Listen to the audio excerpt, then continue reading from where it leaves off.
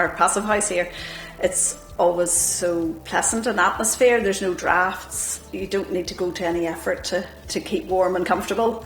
In the colder months, you would need the wood burner on a bit. Now, not like all day long, but you'd need it on at least every couple of days, sort of thing, for a few hours. But like in some houses, you'd need the wood burner on almost all the time, you know. But in this house, you don't, because it keeps the heat. And also the fact that it's good for the environment. It's a very airy atmosphere and there's a lot of light coming in. All of those things are there because it's a passive house. There's a lot of, you know, big windows and everything, which I love. And even this double height room is great. There's a great sense of space in it. And it's not at the same time difficult to heat and to maintain.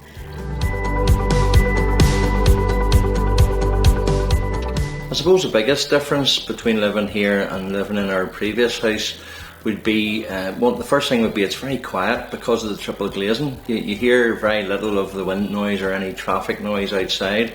It's a lot warmer and it maintains a constant heat basically throughout the year. I mean, our living room would be sort of sitting about 20 degrees, spring, autumn, winter, whatever. I think when you start out and people are telling you that this is the way it's going to be, you don't believe them because you've lived in a conventional constructed house all your life and every night you need the heating on at 7 o'clock or whatever. In a passive house that isn't the case.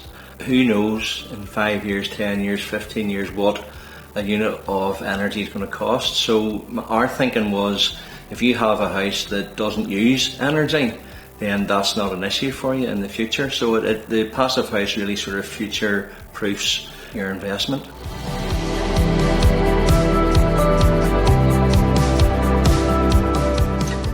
We would have first of all talked to an architect who would have come up with a design, and that design, whilst we're keeping one eye on the fact that we wanted to make it passive, we were able to let the architect have a pretty much free hand. It doesn't have to be a simple box. You can have build in your own architectural features. The fact that you can retain the heat you produce inside the house with the heat exchanger, you're not losing the benefits of the heat you produce. It's been recycled again into the house, yet you have fresh air circulation ongoing.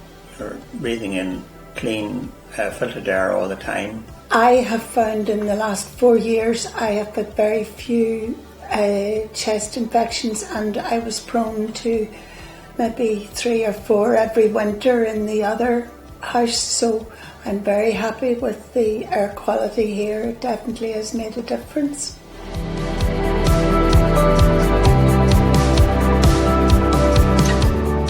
In our previous house, the heat was basically, it was on 24/7. But in this house here, the expanse of glass in the house itself, it allows for the heat to come in and to stay in. So say it's 22 degrees. If you have the heat off like for 24 hours, it's theorised that it only decrease by one degree over the next day. So keeping the house at that constant temperature, it's a win-win for everybody. So it's like, because of the constant heat, like you're using less oil, as it were.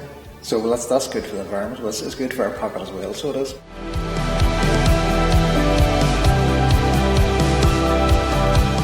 It's very comfortable to live in, very warm, very easily heated, and no drafts.